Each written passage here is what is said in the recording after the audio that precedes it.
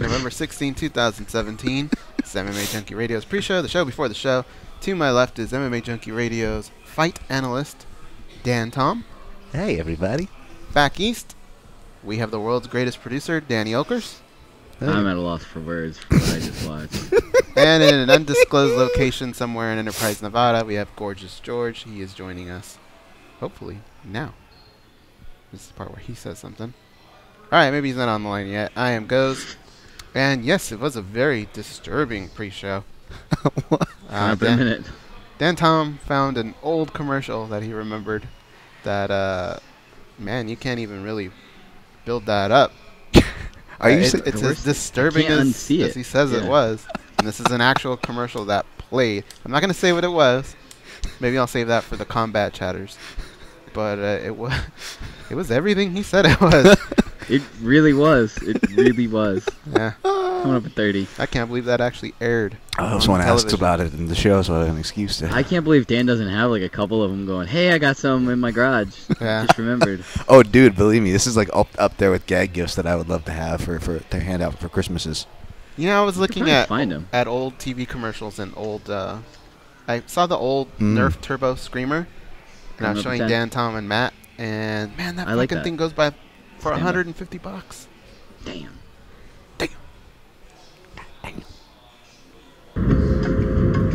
This is your captain speaking. We are making our descent into Las Vegas McCarran Airport. On behalf of our crew, we'd like to thank you for flying MMAjunkie Airlines. Now please fasten your seatbelts and put your tray tables in your upright position because the descent is gonna be a little bit bumpy.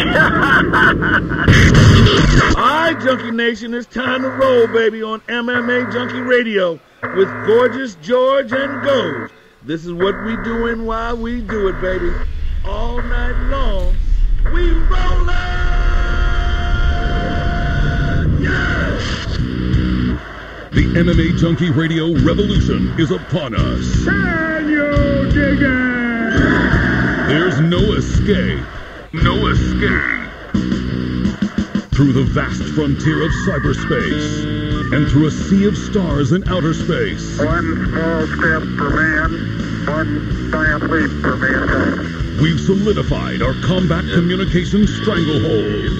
We are controlling transmission. With the use of MMAjunkie Radio and SiriusXM satellite radio technology.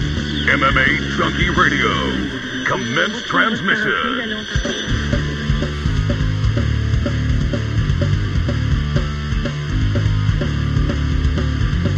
Live from MMAjunkie Radio HQ in the fight capital of the world, Las Vegas, Nevada. Here are your hosts, Gorgeous George and Goz. From the fight capital of the world, inside the beautiful Mandalay Bay Racing Sportsbook, you are listening to the MMAjunkie Radio Show, the only show that matters. I'm your host, Gorgeous George. With me, as always, is the devious and dastardly Goz, our co-host. Our newest addition, Dan Tom, he's our fight analyst. And, of course, the other Dan, it's Danny Otto, back east at the SiriusXM studios in New York. What's up, guys? What up? What's up? Morning. Hey, how about all this shit going down in Sydney, Australia? Have you guys been keeping up? Yeah, dude. We were just talking about it before the show. It's like Colby Covington's like public enemy #1 right now in mixed martial arts. It's crazy. All right. Where are you at? What's the latest you've heard or seen or read? So I heard that he came up to Fabricio Verdum. He said what he said. It was something stupid because it was kind of hard to understand Fabricio, but it was something along the lines of Brazil's dumb or something, right? Then Fabricio slaps the phone out of his hand. It hits the ground. Colby throws a leg kick. My phone goes off. And then they had their scuffle outside where he threw, of all things, a boomerang that a fan gave him, Fabricio Verdum, at Colby Covington. And that was about it. And then, of course, you know, the back and forth on Twitter, and then John Jones and all that stuff. How about you guys? Oh, that's about it. That's just that's just a little taste of it. It's just a normal day. Yeah, I tasted the same piece of that pie, sir. Yeah, I saw the same thing you guys did. Now, and he's saying, you know, he said that. He put out a video that said he got punched. In both instances, I guess it does look like if you really, really had to like if you really had to say, well, who do you think is at fault here? You know, if you go back to Tony Ferguson and Fabricio Verdum's just having a lunch. The other guy tells him to shut up. Now, obviously, you don't have to just flip out over that. But really, if Ferguson doesn't kind of shush him, I think he can just go about eating his lunch, answering a few questions, and getting the fuck out of there, right? No homophobic slur, no threats, violence, nothing. And then in this instance, you know, Colby uttered something. I guess those two have never really physically met. Colby says something to him. You know, you could just tell someone to F off, and that's that. You know, like I said, worry about it until after your fight. But instead, you know, an exchange of words, a slap of the phone, a leg kick, a boomerang, an alleged punch. Holy shit. This Howie D in that same thread said it best. There's just never a dull moment in MMA. Seriously, that's the truth. And I really wanted to try to make a boomerang app joke, but it's just not coming to me. But I'm glad that for Verdum though, he took the high road and didn't try to like pull one of those, you know, far-fetched excuses. Although that one would, if he would have incorporated that, I think I might have given him a pass. I think a fan gave him the boomerang too. That's what he said. said. The fan, wouldn't you be like, hey, can I get that boomerang back? I think that'd be kind of a fun thing to have. But dude, boomerangs are heavy. They're super heavy. That could have really jacked someone up. I just could picture like the fan being like an 8-year-old boy, like you know, spent all night painting the boomerang customly for Fabricio Verdum. You know, he's like, hey, I made this especially for you, and then he goes online and just sees Verdum just chucking it at Colby. Oh man, those things are really heavy, dude. Yeah. Now look, this is the show where we tell it like it is, and in all of these exchanges, you know, I think another thing Colby will have to talk about, because the UFC has said that they are concerned with Colby's actions with Brazil. I don't even know if they've talked about it or if that got swept under the rug or what. But they were concerned because obviously it became a security issue out there. They had to protect him from literally the moment he left the arena, all the way to his hotel, all the way to the airport. I think he was maybe even escorted onto the plane. So, you know, that, and obviously attacking a country that the UFC has done a lot of business with over the years, and it's probably the number 2 country when it comes to how many people from, you know, how many people from a country actually occupy the roster. The USA obviously has the most fighters. Brazil comes in at number 2. I think Canada, Russia, they're up there as well. Japan, but it's a clear number 1 and a clear number 2. So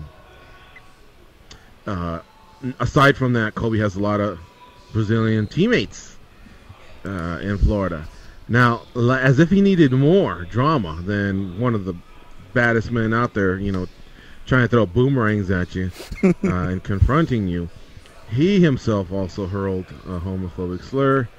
And I mean, this one's getting old, honestly.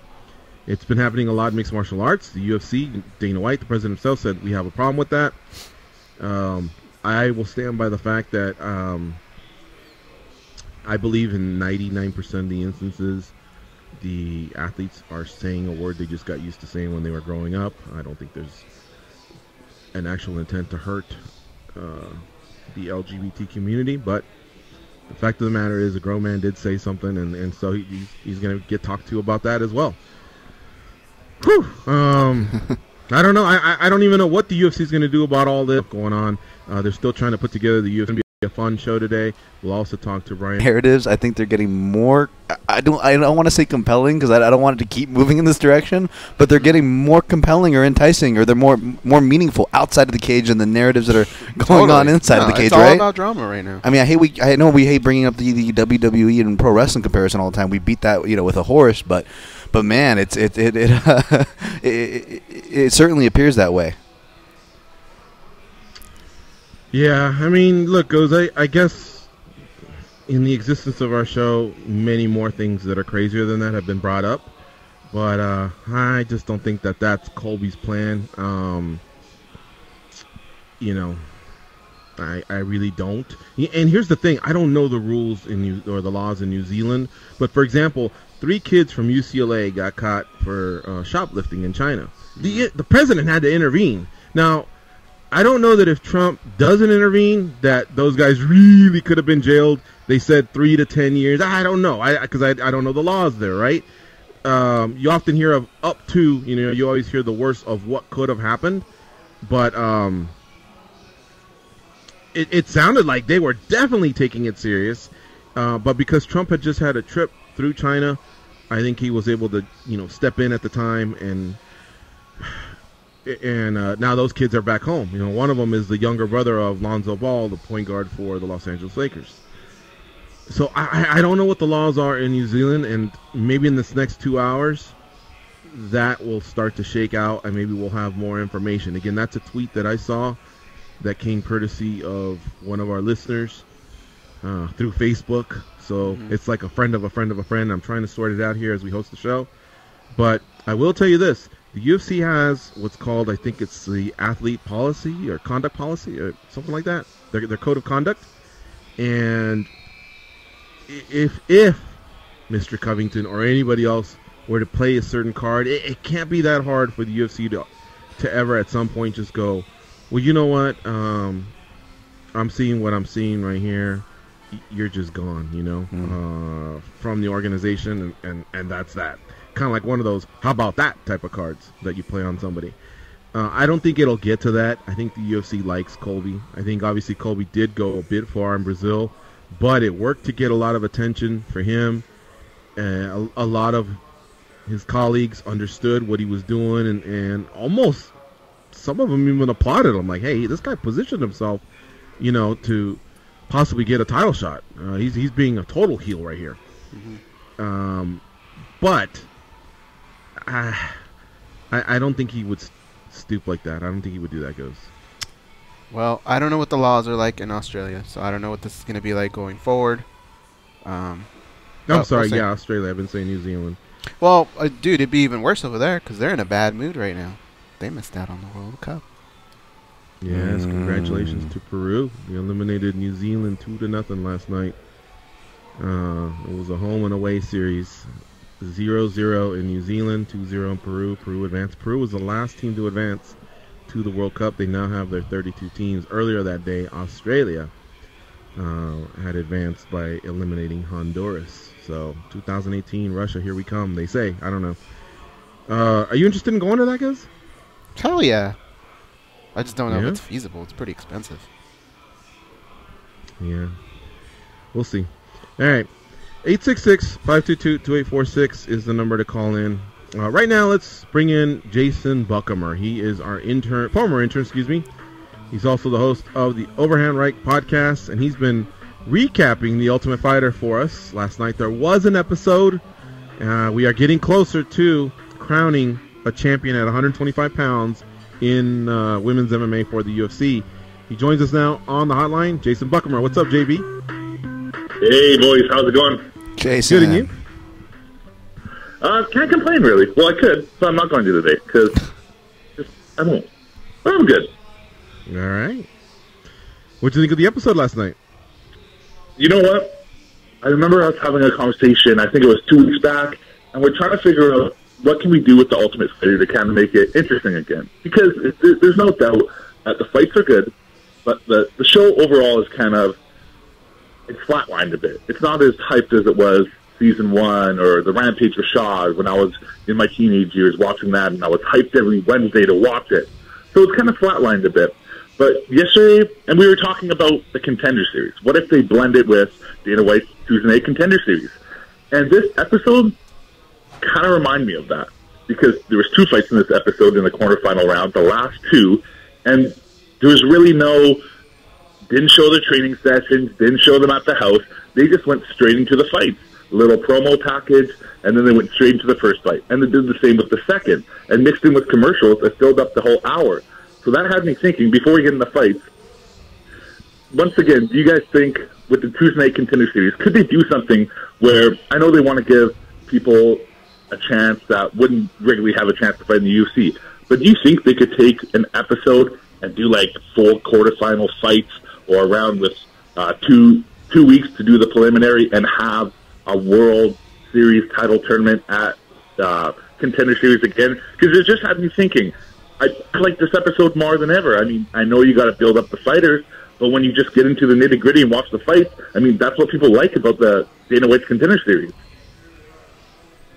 Well, I really like Dana White's Contender Series. So anything that touches that, whether it be, the Tough Show, or even Dana White looking for a fight, if it all blends into something that happens every Tuesday night that I can either attend or watch or count on, I'm good. I hear what you're saying, Jason. As soon as the episode started, they got right into it. That's cool. But I've actually liked when I think each fighter gets shipped a camera and they have to film themselves and tell a little bit about where they're from, who they're leaving behind, what they're leaving behind, what sacrifice they're making. And I do think there's something to the tiers, to the confrontations of the show. So I don't know exactly. Others will tell you, oh, I love to see the training. I'm not so wild about the training unless something happened at training. I think you're not wrong by saying let's just get to. If you're saying you want to see more double headers when it comes to fights, I'm in for that. Because there are some stale moments when we don't have that. What has helped here is the fact that there's been some good fights. Some of these names we just didn't know who they are, but now we're into this was our 10th week, so we're starting to get used to it a little bit. So that's helping out. But when I first saw the cast, there was like 4 names that jumped out at me. The rest of the time I was saying, you mean these other 12 names have a shot to be a world champion in the UFC, and a guy like Cub Swanson still can't get a shot? I wasn't feeling it, But now that things are winding down, it's starting to be pretty cool season after all. Yeah, I just think they've been lucky this season. Cause I know I've watched a couple seasons where the fights have been duds, and it's just kind of been the longest hour on TV. But luckily, these fights have been really good. Lots of finishes and doubleheader this week, so I enjoyed it. And we had the last 2 quarterfinal fights, and it was Barb Honchak versus Rachel Ostovich, which I was really intrigued by because a great fight. Barb's strong wrestler, using Vidica just to dominate people over there, and Rachel had a strong ground game, but it was her striking that kind of stood out. And coming into the tournament, everybody thought she was going to try to out-grapple people. So it was very interesting. Really, really tough fight for both women. Coming on the first, they kept it standing, and Rachel was getting the best of Barb just by her foot movement. She's really good at changing the distance and going in and out and landing straight, and she's got a strong right hand. So she hit Barb with a couple of those, and eventually Barb was trying to get her down. The thing was, Barb usually gets people down and sits on top of them and TKOs them or KOs them or just dominates them for a whole round. It wasn't like that with Rachel. She did a good job when she got down, getting back up in the scrambles. When Barb had her back and had the hooks in, she shook her off, got back up to the feet. So she did a really good job, and you could tell it was frustrating Barb.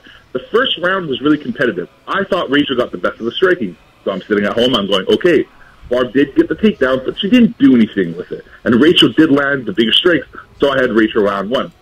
Coming into the second, Barb was still looking for the takedown because she went, wow, I felt the power of that right hand. I should look for the takedown here, go back to my bread and butter, and see if I can, win the second round. The first round's close. Barb did that. She got a couple takedowns. But the thing is, Rachel was still getting up.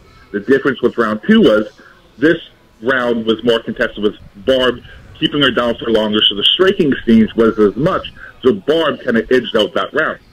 So then they cut the commercial. And then they come back, and you see Big John McCarthy in there and saying the fight's done.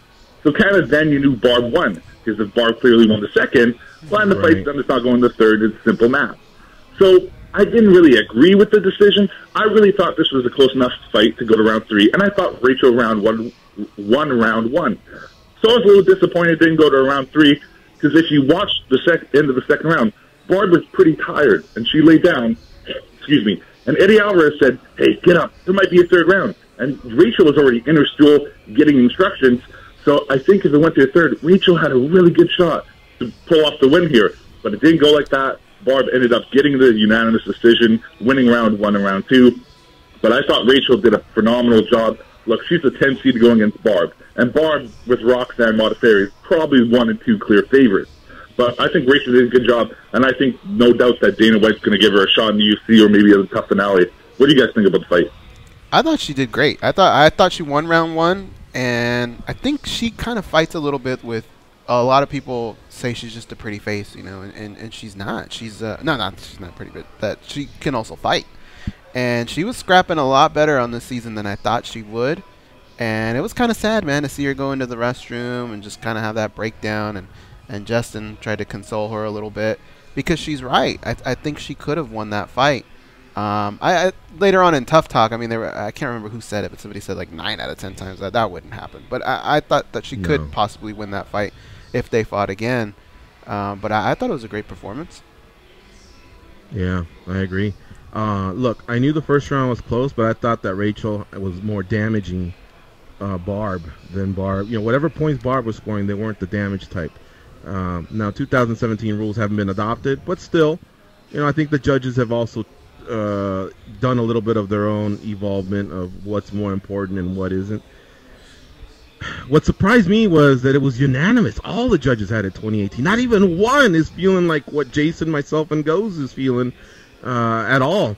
So, that, again, if you're in a state that hasn't adopted 2017 rules, then I'll tell you what, man, you got to, not just this fight, but all the other close fights you've seen, you got to go out there and just make sure you convince the judges that is your round. And, of course, I thought Rachel was trying to do that. I think, Rachel said it earlier in the episode. She really looked up to Barb, and she was excited to fight Barb because Barb's been a long-time champion and one of the best flyweights, for a long time, even though she's been away from the sport. But once she got in there with her, she realized, wait a minute, I can hang, I can actually beat her. It just didn't work out. I did love seeing that passion out of her. Not that I like to see someone cry. I don't, or anything like that. But it just showed me that this means a lot to her and that she's going to get a lot better and compete. I heard the same thing from Goes. Or, sorry, not from Goes, but from others that said, she's hot. Then others told me she's hot, but she doesn't have any skills. Bullshit. She's hot, and she's got skills. She will be a part of the UFC flyweight division going forward. What happened in the other one, Jason? Yeah, that was a really good fight. Unanimous decision, only second of the season. And in the third one, quarterfinal, we got a third unanimous decision. So it was Montana Stewart versus Nico Montano. Kind of last name, first name kind of sound the same. But Nico Montano, if you remember, she's the one who got the unanimous decision and upset the third seed, Lauren Murphy. So she's the 14th seed coming into this competition. They only rank 16. So, she's pretty low in the totem pool. Montana Stewart, young lady, 22 years old. She's younger than me, and she's in the Ultimate Fighter house, so this is a big step for her. And she was ranked the 6th seed. She comes in, she's tall, lengthy, she's got a long jab to her. And Nico Montano was very fast and quick on her feet. And the difference in the striking exchange in the first was Nico was just getting in and out of there faster. And every time she would land a 2 combination, Montana would come back with a right hand. Nico wasn't there. So she was quicker, and Montana just didn't seem like she had the pop on her punches to strike with Nico. So she wanted to switch it up and said, hey, I'm bigger. Maybe if I take her down, clinch her against the fence, let's see how this goes. She went for a single leg. She couldn't get it. Nico had very good takedown defense. And the deciding factor in this fight, it came pretty early in the first round, was Nico pushed her head down when she was going for that single and ended up blasting her with 2 hard knees that cut Montana Stewart up, a huge gash over her right eye, and blood just pouring from her face. It was a nasty cut, and Nico just used that to her game plan, just started peppering her with more strikes. Ended up in the second round, actually Montana went for another takedown. She reversed it, got Montana down, and just was landing heavy elbows. And I got to give it to Montana Stewart. I was saying, you got to get up on your feet. You're not winning this. We saw with Anthony Pettis, he was on his back, in his guard, blood pouring into his eyes. Like, you got to get up. You never know. Maybe the ref might stop it, wipe you off. He may have stopped it from the cut, so that's a positive and a negative. But she was trying to get up. She was kicking her off. She was trying to get up, but she just didn't have the energy. She was getting blasted from the guard, and Nico Montano, just ended up just getting unanimous decision. And it was those 2 knees, hit her with 2 big knees. I'm surprised she didn't rock her or drop her or anything, so that's on Stewart's feather in the cap, because she's totally tough. But Nico Montano, 14th seed, she's got her next fight in the semifinals against Barb Honchak, and man, this is an underdog story. Could you imagine if she ends up making it to the finals as the 14th seed? That's really impressive. It could be number 14 against number 12 because 12 Sajara Eubanks faces Roxanne Modafferi and Barb Honchak faces Nico Montana. Now the matchmakers will be relieved if it's 1-2, but it could be a 12 versus a 14. So we got 2 more fights before the finals. The finals actually play out in the finale, but we have the 2 semifinals left here between Sarge and Roxanne Modafferi and Barb Honchak and Nico Montana. So I'm definitely looking forward to those. Were you guys surprised that, Jason, the knee that Montana took, the one that opened the cut, that one was pretty bad, but there was one that she took after that I think would have put most guys out. I mean, it hit her flush on the jaw. You could even see her jaw almost like shift over, and she just kept taking those shots. I don't know how she kept going like that. Yeah, and you can see in the second round she was getting beat up, and she kind of had a grimace on her face. But she's tough. Like, to take those kind of shots and even know that you have a minute left in the second round, and you're still trying to get up. You're not just holding on. You're not just closing a guard and hold on and say, hey, Big John, tell me when there's 5 seconds left, right? She was trying to win that fight. And even when she got stood up in the last 10 seconds, she had no energy left, but she was charging forward. And it just, Dana White even came in after the fight and said, hey, look, you're tough as nails. I appreciate that. And you know, when it comes to the Ultimate Fighter, not everybody's going to win. But if you show heart, and even if you lose and you're tough, Dana White respects it. And he's going to kind of say, hey, I remember Montana Stewart. Yeah, she lost. Yeah, she got beat up. But, man, she had heart. And, man, she's tough. So I wouldn't doubt if Montana somehow she lost, but her effort was A+. So you never know if she might get a shot at finale later down the road or whatnot. But she's tough as nails. There's a good chance that the 8 quarterfinalists all become a part of the stable of the UFC flyweights. For one, they don't have a stable, so they need bodies. But even if they didn't, I thought all 8 of them showed some skills. What may hurt Emily is the fact that she kind of quit. You know, she was looking for the way out in her last fight. But there's the Misha Tate factor. You know, I'm sure when you have somebody like that can go to bat for you, you know, that might help things out. But the ladies have been fighting well, and they've done well for themselves. I'll give them that. We've had a few decisions, but we had a lot of finishes. So far, so good. We only have 2 left. All right. Cool, man. Well, thanks, Jason. Good job again, man. Yeah, no worries, guys. It's going to be great semifinal fight, so there's 2 weeks left before the finale, so we'll talk then. Just make sure you guys don't get hit by any boomerangs out there. I know there's some flying around.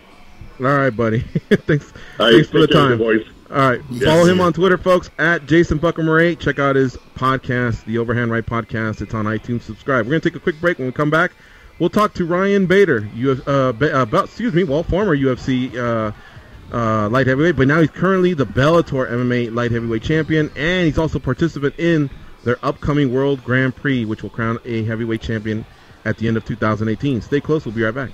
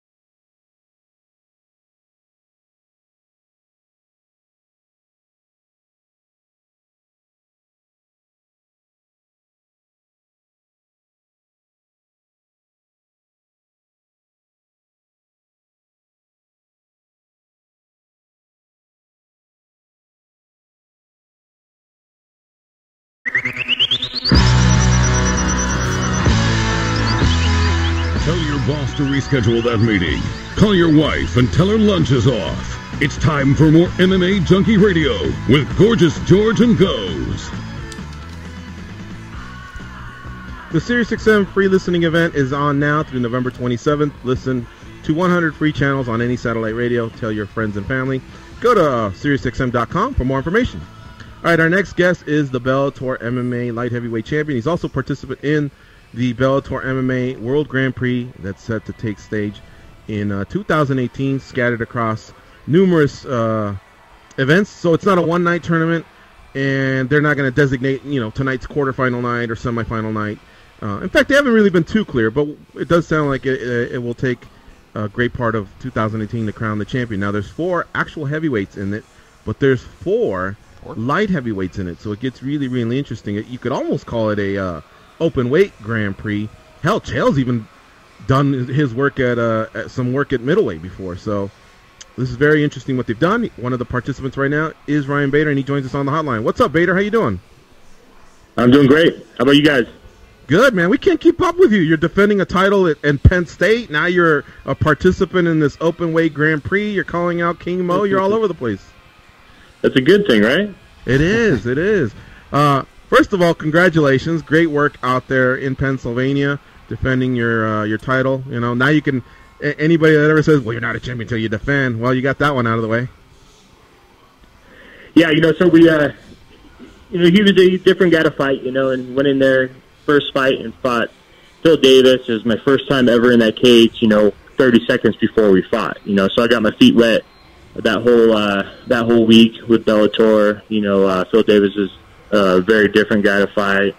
So going into this fight, I got my feet wet. I know what to expect. I know what the cage and canvas feels like, and everything and anything in between. So going out there, I felt great. We wanted to put the pressure on this guy. In other interviews, I said I was going to finish him in the second or third round. We're waiting for a certain position, and so when that presented itself in the fight, grabbed it, and then landed big shots and put him away. And so after that, I kind of got asked if I wanted to be in this heavyweight tournament, and said absolutely. I came over here for those opportunities and different opportunities like that. And so, why not? Mm-hmm. Now, we'll talk about the Grand Prix in just a second, but I want to ask you. I know it was great for you to win that world title over Phil Davis at Bellator 180. Defending your belt, is that like on par, a step down, or what did that feel like? I guess your first title defense.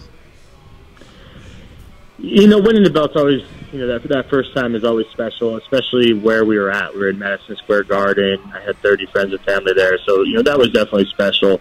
I would say that the way I won for the defense was better. As far as the feeling afterwards, it's a definitive. Boom, you're done. Second round, it's over. You're not fighting 5 rounds. You defended your belt already. But that first one, you can't take that away. Mm-hmm. All right, and then you also said you thought King Mo would be the adequate challenger, for the light heavyweight strap. Is that something you'd like to carry over into the Grand Prix, if possible? I mean, Bellator kind of thinks outside the box, so somehow you and King Mo could fight your first round, and they didn't designate it per se that you had to weigh 206. You could do it as a title defense with the winner just advancing in the tournament. Would you be open to that? Not really. I think it's there's too many moving parts there. So this tournament, we'll have 3-round fights. That would have to be a 5-round fight, and then it kind of be screwy as far as just stuff like that. I'd rather keep it separate. We can run it back after the tournament. For the 205-pound division belt. I think there's a different mentality when you're fighting in a tournament, and then when you're going and defending your belt. I don't want it to be just another fight, and it's in its first round in the tournament, and it's a title fight. It's too much. So those title fights need to be individual. They need to be special, 5 rounds, stuff like that. So I'd rather just keep it separate, focus on this tournament as a tournament, and then go back and defend the light heavyweight belt afterwards. Will you bulk up a little bit for since that in 2018, I guess you will be a heavyweight. So will you bulk up a little bit, a lot? Yeah, no. So this last camp, you know, halfway through, I was probably 230, you know, so, but I cut out a lot of the strength and conditioning, you know, 4 to 5 weeks out, and my weight kind of drops, you know, so I'll just keep that going throughout camp, and I'll try to come in, you know, at least 230, but probably around that 235 mark. There you go. Ryan Bader joining us here on MMA Junkie Radio. All right, so I understand, and you gave a great explanation for why that shouldn't be a title defense, but would you still like it to be King Mo, or if not, who would you like to fight if they left it in your hands? Yeah, you know, I just kind of heard stuff about it being King Mo, so I ran with it, you know, and it's just one of those things we've been scheduled to fight a couple times and haven't, you know, and, you know, so why not do it right here at this first round, you know, and then, and that's really it. To be honest, I haven't heard. You guys know just as much as I do about this tournament. You know, we're still kind of negotiating a little bit, and you know, we're all in. We want to go in there. We'll probably fight March, April-ish for that first round there. Some guys I think will fight earlier, and that's all we really know. We don't know how the matchups are going to be picked, or if it's going to be a bracket or a draw out of the hat or anything like that. You know, so it's kind of that initial saying yes. I mean, you know, we want to be in that tournament, and then kind of letting the management, all that, kind of handle the moving parts from there. Mm-hmm. And if you had your second choice, who would it be after King Mo, I guess? Man, I don't know. It can go about both ways, you know.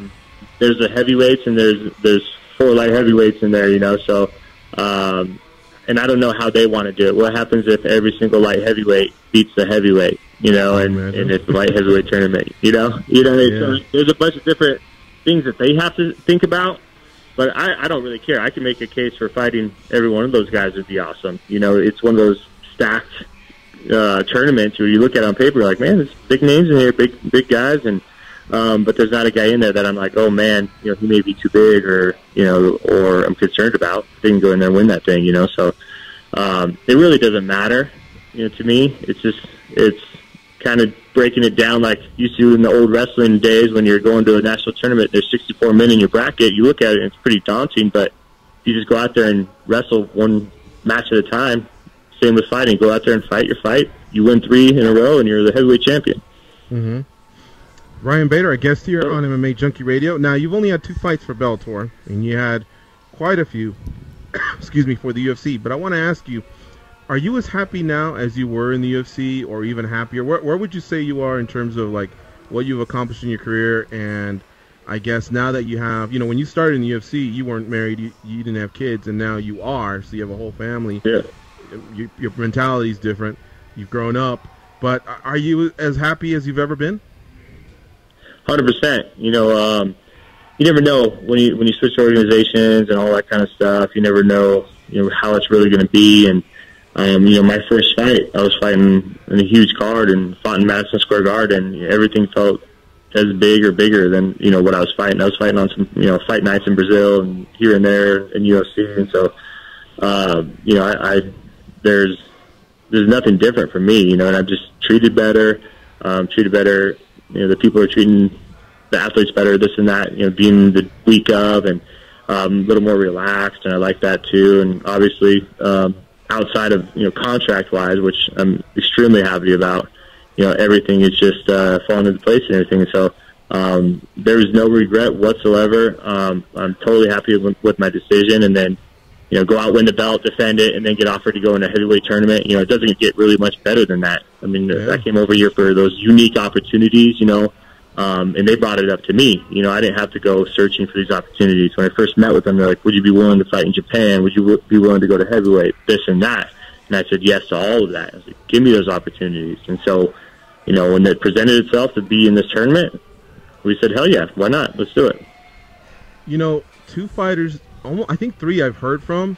No, well, first of all, nobody will decline to fight Fedor, that's for sure. Nobody's intimidated or scared or nothing like that. But I've heard at least 3 fighters say, damn, that was like my hero growing up. So it'd almost be like an honor to share the cage with him. How do you feel about if the potential is for you and Fedor, whether it's the first round, semifinal round, or even the finals? What would something like that be for you? And do you have a Fedor memory as you were coming through, like maybe as a college student or maybe in the early days of the UFC, watching Fedor when he was a beast at Pride. Yeah, no, it's just one of those things where I've had a couple of those or a lot of those on my career. Looking back at my record, you look through it and you're like, man, fought the who's who of MMA, and before Fedor's done, it'd be an honor to get in the cage with them, and it's just one of those things where it's nothing but respect. And for me, it's just and then obviously on my record, If they gave, Fedor, they're 9, and then the other, it's all the same time. So Ryan, staying on the last for now. In the UFC and yeah, but it's Bellator. It used to be like the Bellator champ. Like Eddie Allen to do the best in the world. Only he's talking about it because. All right. Well, thanks for the catch up. It's been great talking to you after so many months. A lot of things have happened here. You've become a world champion. You've defended it, and now you're participating in that Grand Prix. It's going to be an epic 2018. Thanks, Bader, for the time, man. Hopefully you enjoy your week. We'll talk to you soon. For sure, guys. Appreciate it. Thank you. All right. Take care, buddy. All right, folks. Follow him on Twitter at Ryan Bader, one of the best in the business. Has been doing it for a long time. We're going to take our last break here of the first hour. You're listening to MMA Junkie Radio on Sirius XM Rush 93. Stay close. We'll tell you what's up in the second hour. Coming up here in a second.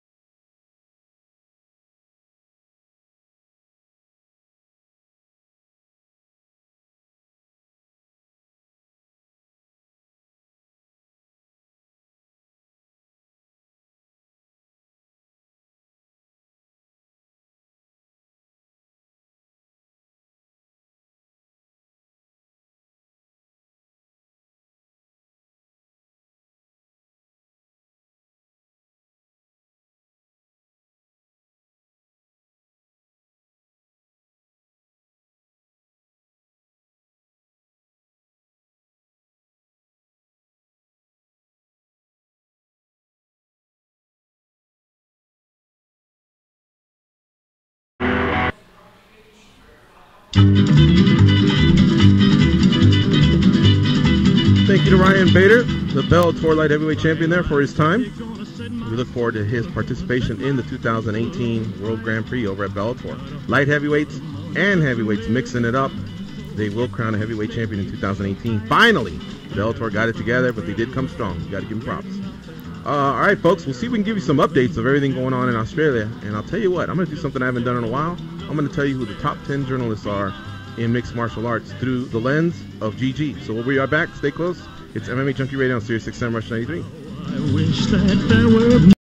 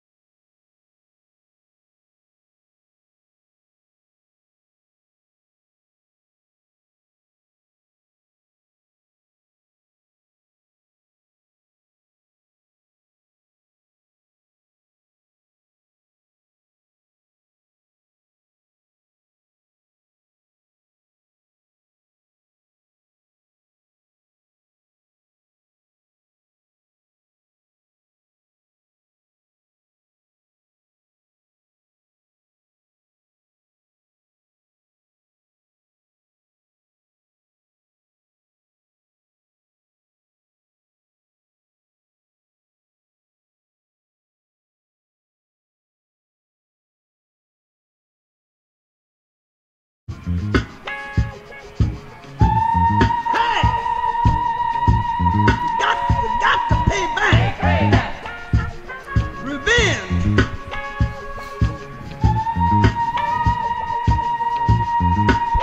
I'm mad. Got to get back. I need some get back. Pay back. Pay back. That's it. Pay back. Revenge. With my girlfriend. God. Thing to me.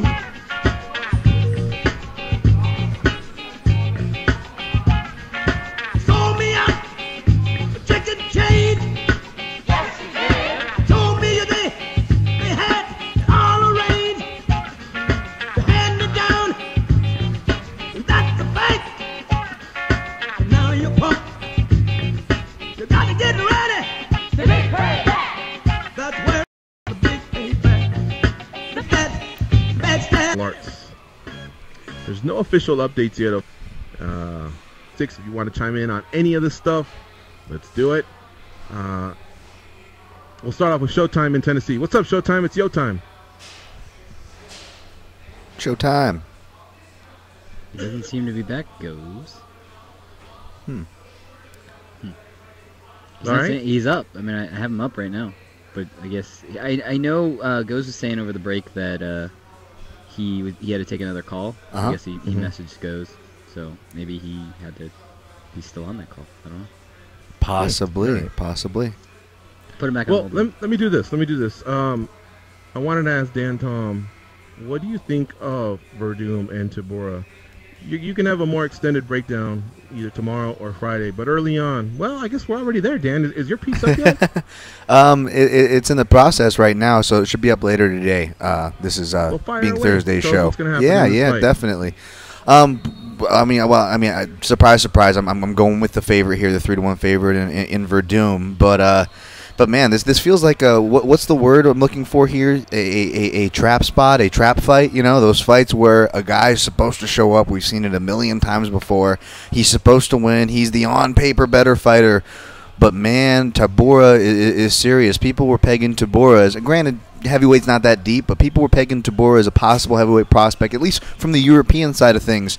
He certainly has the skills, but man, I'm going with the former champ here in Verdum. I think he has him outgunned on the feet and on the floor. I think he gets it done inside the distance, but I actually think this one could go long. I think it could be kind of tentative and careful.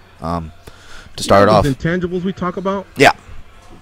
This thing that's happening with Covington, how much of an intangible is it? All the years you've broken down fights when fighters have had fight week drama, whether it's a weight cut that's not going well, or maybe they had an incident where they boarded a plane and had to turn around, and now they're 2 days arriving late. You know, all the things you've heard, all the things you've seen in your time. Yep. Nothing unlike a boomerang fight, right?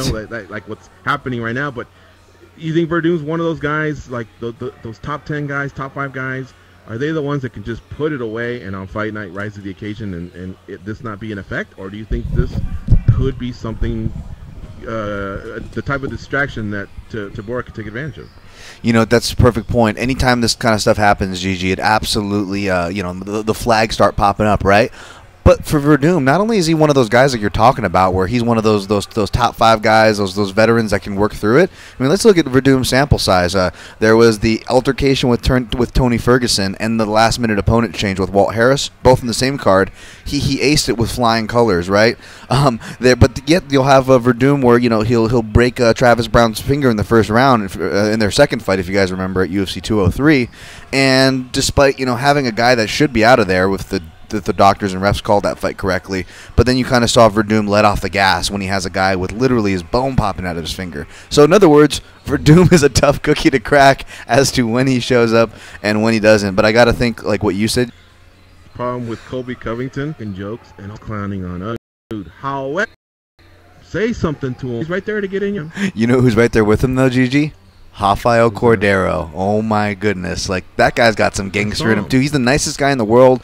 Obviously, we know he's one of the greatest coaches, but back to that UFC 203 with Edmund Terverdian, they had to start holding him back more than Verdum, if you see at the end of that exchange, because it fired up Cordero more than anybody there. So those two guys are like guys I would not want to upset in an alley.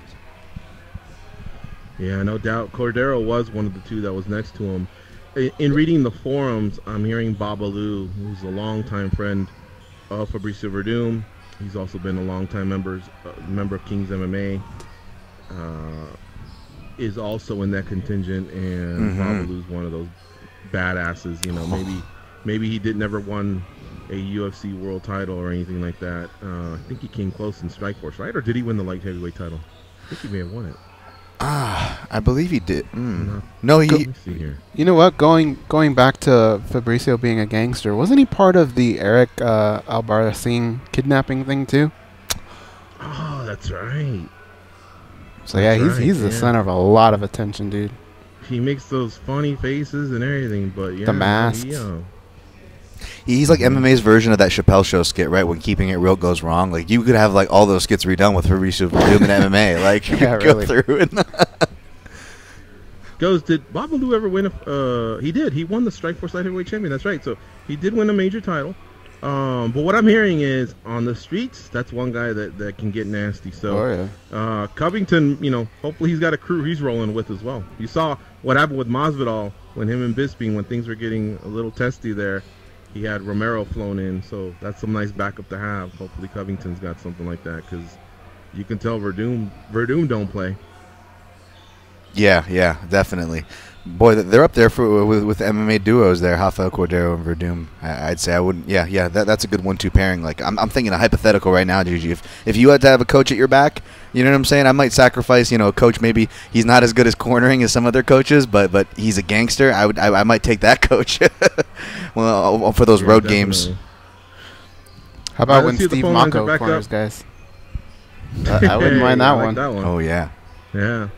The phone lines are back up, 866-522-2846. We lost a couple, but Showtime's still there now. What's up, Showtime? How you doing? What's going on, fellas? Showtime. I'm watching you. What's going on? Dan, Tom, Goes, GG. Y'all boy over there crying wolf. That big wolf getting at him. See, that's the thing about these little dudes, man. They talk all that shit, and then when these big guys not having it, that I'm gonna lose some respect for him, man. I was thinking that he was a gangster, and when stuff pop off and a big man jump on here, you go call the police. That's just like the chick that was fucking with Cyborg and got her shit. But I was gonna stop cussing. That's the thing about it. My friend girl was getting on me. She said I cuss too much. Like every word you say is a cuss word. I was trying to not curse, but. Yeah, man. Kobe got me cussing today. Oh, yeah? Let it go. Say something. Kobe? Tell us what you're feeling about Kobe. Kobe, man, tripping, man. You can't call the cops, man. Come on, man. You're losing out of your street cred with that, man. These are fighters, man. Shit, he better be glad he's not at Bellator. They'll put him in a tournament together and they'll fight each other. That's funny.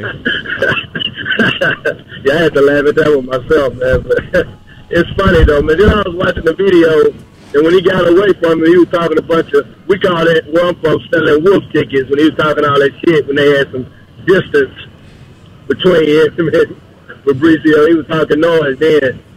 He didn't do nothing. He acted like a little girl, man, when that happened. But that, it is what it is. I just had to call in. I was laughing, man. I was rolling when I saw that video. I was like, okay, you talking all this big boy noise. I like Fabricio, though. He gangster to me, man. He got to be the most gangster fighter ever. And damn Tom, you hit it right on the head when you said when keeping it real goes wrong. Glad you appreciated that. Telling you we can make that skit again.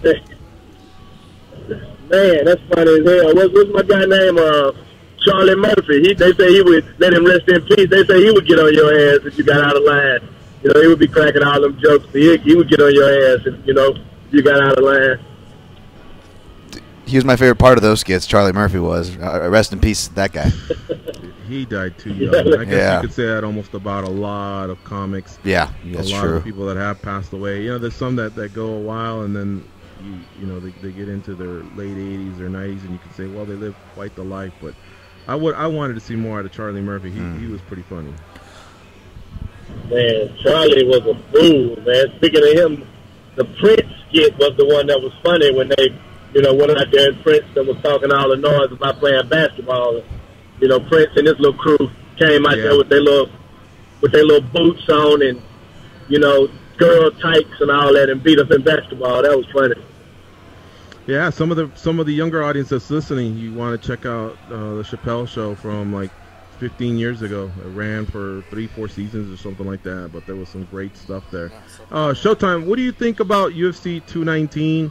There's a few rumors out there. Holm versus Cyborg, we're hearing that may go down now. Tyron Woodley versus Nate Diaz. You feeling any of those matchups? Oh, man, I'm kind of like you on that one, man. I'm sort of lukewarm, man. I was just telling Gold I was making plans to come out again. I came out last year. I was making plans to come out again for that card, man. I don't know. Maybe if they booked, I want to see Cyborg home. I want to see that. But, Me too. Whitley Diaz, now, so which one? So they would be the headliner, and Cyborg and Home would be the coach if they did both of those fights? That's probably how that would go, right? I would think so, but I'm not sure. Dana White is pretty clear about the fact that the heavier weight class usually headlines.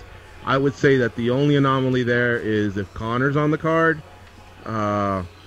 And I think there's been a few instances, like maybe 3 you can point back to in the history, where if a fight fell out last minute and then they repackaged it together with another opponent, well, while that was happening, they went with the second title fight as the main focus with the main promotion, and so we've had a few of those before. You know what I think, man? I think Dana, we have to watch the UFC, man. With Dana and them will put that fake news out. I think we should expect the unexpected for this card, man, because this is a big card, so they got to pull a rabbit out of hat on this, man, with getting somebody, at least giving us 4 or 5 good fights. Like that card last year was amazing. I mean, that was a very, very good card. So I don't know, man. Maybe if they book the fight leading on up to the fight, maybe I'll get a little bit more excited. I do want to see Diaz come back and fight, but I just don't know how that matchup would be. I'm just trying to just sit here and think about how that fight would go. With Tyra playing him and wrestling, but Nate is real good jiu-jitsu guy, so I don't know. Yeah. All right, bud. Well, I guess since it's not done, we'll leave it at that for now, and if it does happen, we'll definitely dive into it. Thanks for the call, Showtime. Be safe out there on the road. Guys. Folks, we're going to take a break. You're listening to MMA Junkie Radio on Sirius XM Rush 93. We invite you to call in 866-522-2846. We'll scan the social media, give some shout-outs, and then when I come back, I'll give you my top 10 journalists that cover the sport. Yes. I'm going to put it out there. Stay close.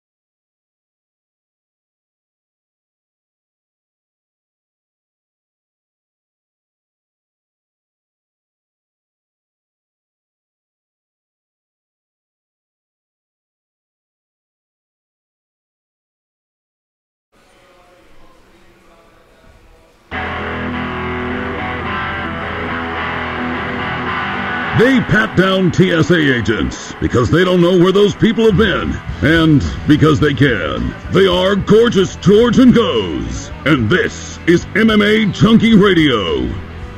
Your favorite holiday music channels are back on SiriusXM. Check out Contemporary Holiday Favorites on Holly, Channel 70, and Holiday Traditions on Channel 4. You can get our complete holiday lineup on SiriusXM.com/holiday. All right, folks, we're back, and we're coming down the home stretch of another fine edition of MMA Junkie Radio. You can catch us live if you're ever in Las Vegas by stopping by the Mandalay Bay, the Race and Sports Book there at the Mandalay Bay. That's where we are located. We start at 10 a.m. Come by, hang out. Let me know that you will be stopping by, and we'll do our best to have an MMA superstar here for you to meet. Tomorrow, Phil Baroni will join us in studio. He was going to join us today, but he had some transportation problems come up. All right, so I used to have a little bit of fun with this a couple years ago.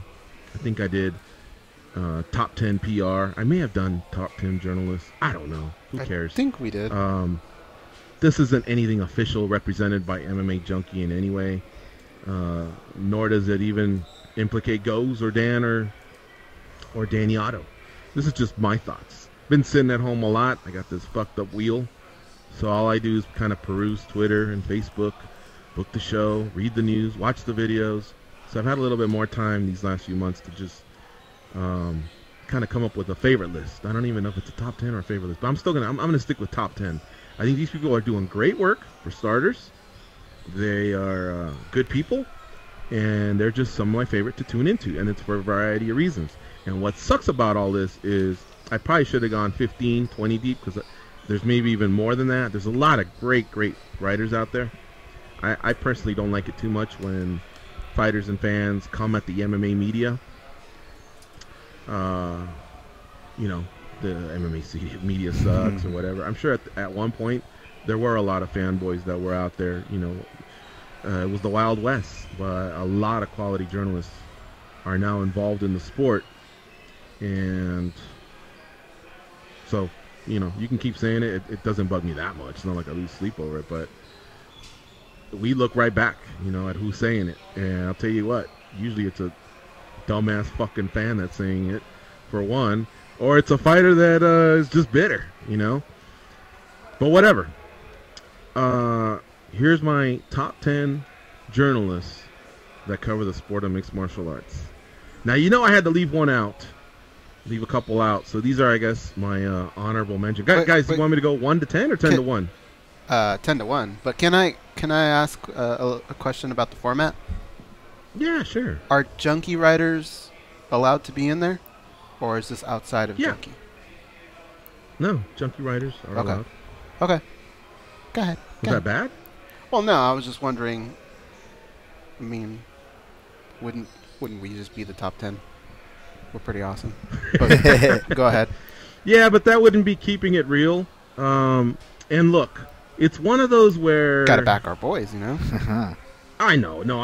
But it's one of those where, like, I always point to this, and I probably sound like a chauvinist pig to the ladies that are listening to, but remember how I always bring up Miss America or Miss USA? Yeah. And let's say you're sitting there, Goes, with your bow tie and your tuxedo, and Dan Tom's next to him, and Danny Otto's next to you, and they didn't dress up. A few other judges there, right? And whether I present Miss New Hampshire or Miss Alaska or Miss Hawaii or Miss California or Miss Montana, it don't matter. Because if I was to pull you aside and say, hey, how'd you like to get a lap dance from her? You'd probably go, fuck yeah, to all 50 of them. Yes or no? Yes. Yes. Yes. So there is a lot of great journalist work that's being done. It's just that at some point during the show, they got to say, all right, some of these ladies will now be leaving us. We're now going to the final 12, the final 10. And then from there, I think they go to the final 5, and they ask them all the same question, you know, what do you want the most? And they all say world peace and give their versions of it. But so it's tough, man. It's tough. There's some great journalists out there, but I'm gonna try my best here. So you want a 10 to 9 or 10 to 1, right? 10 to 1's funner. All right. Coming in at number 10. Oh, what do I do about the honorable mentions? When do you want those? You do those after 1. Okay. Because you want to have them in the pool for suspense. Right. Coming in at number 10 is Megan O'Leary. Megan, I believe, has become a great one-on-one interviewer. Mm-hmm. What was that? That was just agreeing. All right. She's a great one-on-one interviewer. She's doing a great job with that. Not only that, but she also quarterbacks the Q&A, keeping the fighters in line, keeping the audience involved. That's not an easy thing to do. So I like the fact that she has that diversity, whether she's in the back. It's easy to talk to someone before the fight. They're all the greatest ever. It's always their biggest fight ever. But it's also tough to get them in there, when a lot of them are crying after a loss or containing their emotion after a win. I think she's been really, really excelling at that. Also, some one-on-ones that she's done. If you're a UFC Fight Pass member, you know what I'm talking about. So I give her the number 10 spot. Okay. I like number it. She's 9. solid. Oh, yeah. Danny goes. Any thoughts there? Well, I think her position, where the moment that she has to ask the questions, it's even that much harder to get a reaction from someone, the proper reaction. You have to know what exactly to ask. So it's very difficult. So, yeah, I got to give her props in what she does. So she's definitely built the reputation to be able to ask certain questions. I second that, and glad you got someone from that spot. That's an underrated spot, like Ghost said. So, yeah, great great nominee for that. And she's pretty seamless, too. There's not much she's not really, bouncing back and forth or just losing her cool. Like I said, early on, there was some struggles. And even then, I wouldn't say it was that bad. It's just it takes a while until you can really feel comfortable, and it's shown. But she's really technical. Her husband is Joseph Benavidez, for those that don't know. And anytime she doesn't understand a certain move or technique, she goes home and she analyzes it and studies for it and preps very well. So even when I say struggles, that's probably not the right word. What I meant is she's just not as good as she is now. She's very seamless, and you rarely see her trip over her words. It's a lot of people might say, well, is it really journalism because she works for the UFC? And I get that. She's also been pretty open about it. But either way, when she's doing the work, she's doing a great job. That's my point. And I enjoy it. It's my fucking list. I enjoy watching her do her thing. So there you go. All right, number 9. The Magnificent Morocco. I think Steven Morocco is very underrated. When we acquired him years ago, 8 years ago, I think, from MMA Weekly, that was a strong move for us. And Steven is like an investigator. He's the type of guy you want to give the assignment where you have to go and find out, like something like with what went down with John Jones a few years ago in the hit and run. Steven is really good at communicating with law enforcement or the camps itself. He thinks outside the box. When he applies himself to something, he does it, and he does a really good job of explaining it. He's very underrated, but I think over the years his work still holds up. I think he's solid, man. So the Magnificent Morocco comes in at number 9. I like the Magnificent Morocco. I'm kind of attaching a word to each one of these. And for Megan, I feel like steady is a good word. I mean, you always know what you're going to get out of her. She doesn't really have bad nights. And for the Magnificent Morocco, I attach the word hustler. Because a lot of people wouldn't want to do that work. You really have to just be on top. You almost have to be annoying to get some of these things done. But he can do that. Yes. You got to be a hustler. Very good at being annoying. And if he's listening, he'd probably be persistent. Holding up a glass of beer, saying that's right, a mug of beer, saying that's right. That's my job, to be annoying, and I'm damn good at it. Hey, points to Morocco. He likes good beer. Coming in at number 8. Now, look, I don't know much about this guy, and I haven't seen much, but the little I've seen in the last few months, I really enjoyed. He has, what he's done is kind of tackle the controversial issues, and a lot of them are from overseas, and I'm talking about Kareem Zidane. Yes, Bloody Elbow. Nice. Yep. Yeah, he's been doing some really, really good work, and he was also featured on HBO. I believe it was Real Sports. Is that what it's called? Real Sports with Brian Gumbel? Yep. Mm-hmm. When they were, checking out the Chechen dictator, and so aside from that, some of the other oligarchs and controversies from Russia, the Middle East, I've just really enjoyed the way he writes, the way he's explained himself on video, and again, there's not much to go on. I probably have seen maybe 20 to 30 pieces in my life from Kareem that are outside of just maybe just talking about a matchup or whatever. But what I saw was impressive. And I'm a little late in saying that, but because all this kind of went down really more about 6 months ago. But I think he's pretty good, man. Really, really good. I'm going to attach the word, or not words, but outside the box. He's an outside the box thinker, I think. Yeah, I like Kareem. I'm really glad you mentioned him. He would have been on my list for sure, if not. So, shouts Kareem. Coming in at number 7 is Kevin Iole from Yahoo Sports. Nice. Kevin covers mixed martial arts and boxing, and so that's why to me it's appealing for me to look at his column and follow him, because I enjoy boxing, and this has been a huge year for boxing. So I've gotten the best of both worlds. Just I love the way he scores fights, and he has access to a lot of the big names in boxing and mixed martial arts. And then if you're ever in person at these private affairs, where like the media is invited to see a fighter work out, and then they do a quick scrum. If you just watch Kevin, the way he conducts himself, very professional and a man of ethics. And as of late, he's also been doing a lot of chats, and I really enjoyed that as well. Things are starting off slow. You see maybe half a dozen to a dozen people listening, and the numbers are starting to pick up, and he's doing a really, really great job. So Kevin Iole from Yahoo Sports comes in at number 7 for me. Man, Kevin Iole's kind of like, he's the role model in our business, right? If you ever have any questions or anything like that, you get an honest answer from Kevin. He's at 7? He's got to be beasts coming up. Don't make it sound like that, man. I'm just saying. I don't want anyone to think 7 sucks or anything like that. It doesn't, man. This is tough. There's some beasts that I had to leave out. Like, don't tell us. It's not because I don't enjoy them or they're not my favorites or they do bad work. It's just that I just ran out.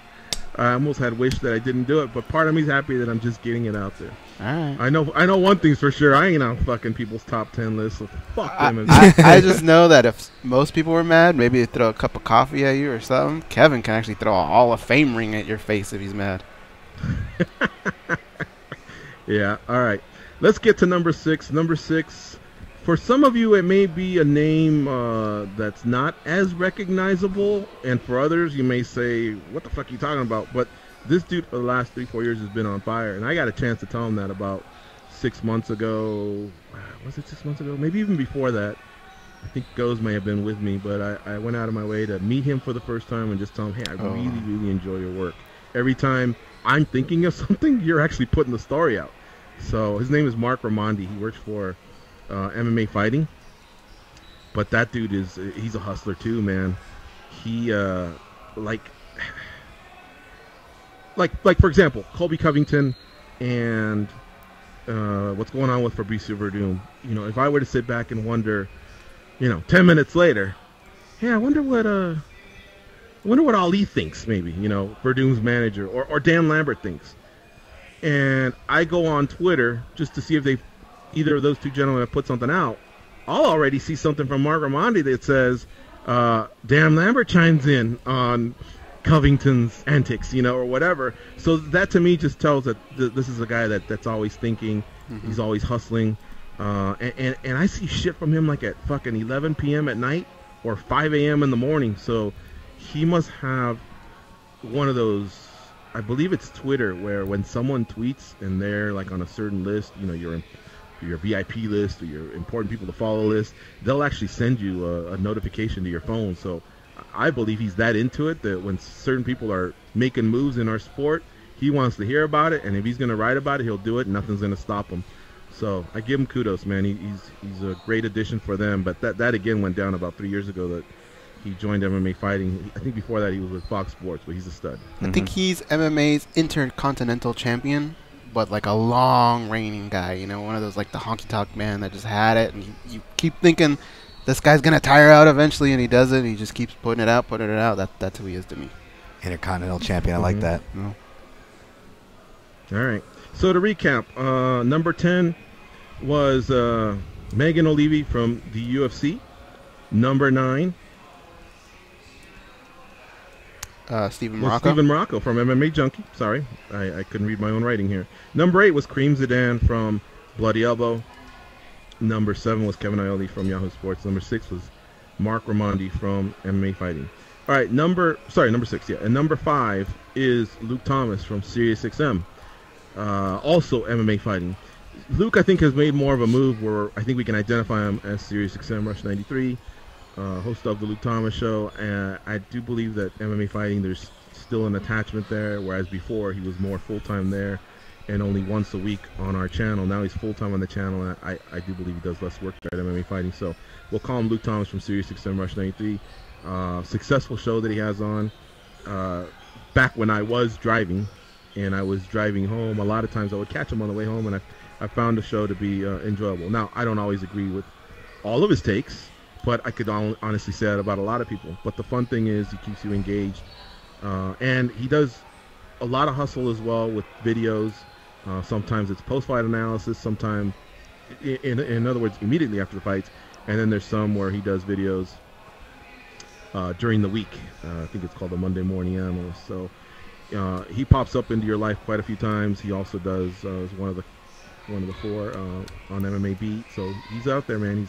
He's putting in some work, and he's been in our studio a few times. He's paid us some respect, and we reciprocated. I think he's one of the top journalists in the sport, so he comes in at number 5 for me. I think he's edgy without being crazy. So, and I like that he'll just go down with the ship. So whatever his take is, if you call in and present an argument, and you give him as many facts as possible, I think he just kind of ride or die with his opinion, and I like that because I think it creates a little bit of controversy. Yeah, I like that too, and of course, from the the unique analysis and all that stuff, which of course I appreciate. So much shouts there. Good choice. Number 4, John Morgan, MMAjunkie.com. Yeah. John was less time on a plane. He would probably produce more work technically, and I'm not saying that as a criticism. I'm really not. It's because he flies all over the world for MMAjunkie, making quite a sacrifice to be away from his family.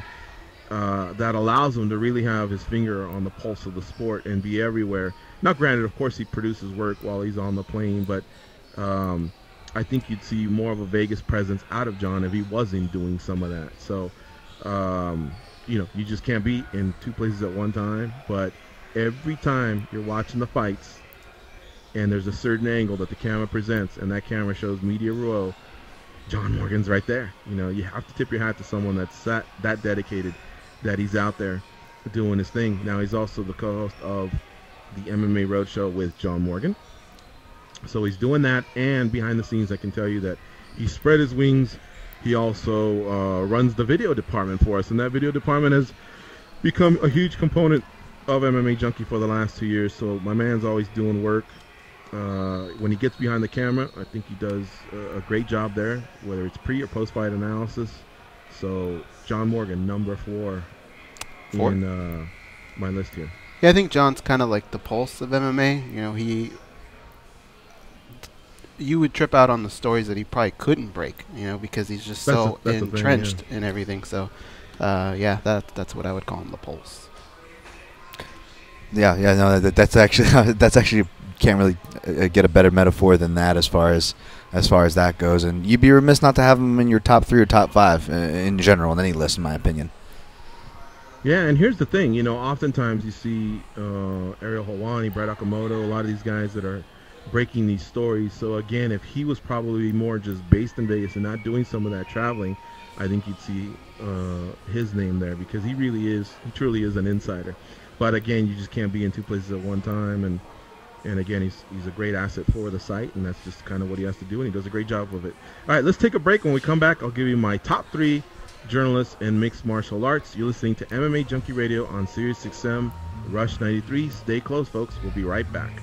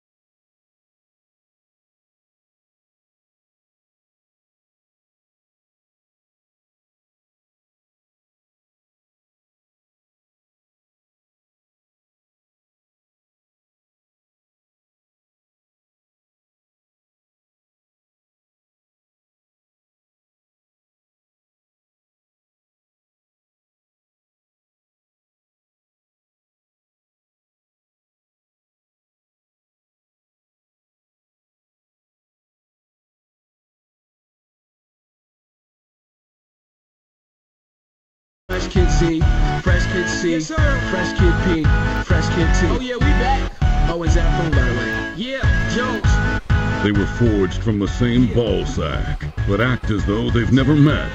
They are the brothers Garcia, Gorgeous George and Goes.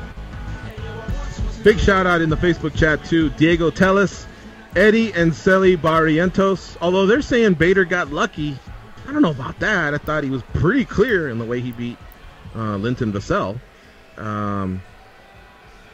So I don't know. Yeah, so too. Paul Sivier is saying, has Connor signed his contract yet to buy the? No, he has nowhere even close to being possible. It looks like Jesus to the MMA. He's a fan of Rand the Bella. Oh. It was like hola.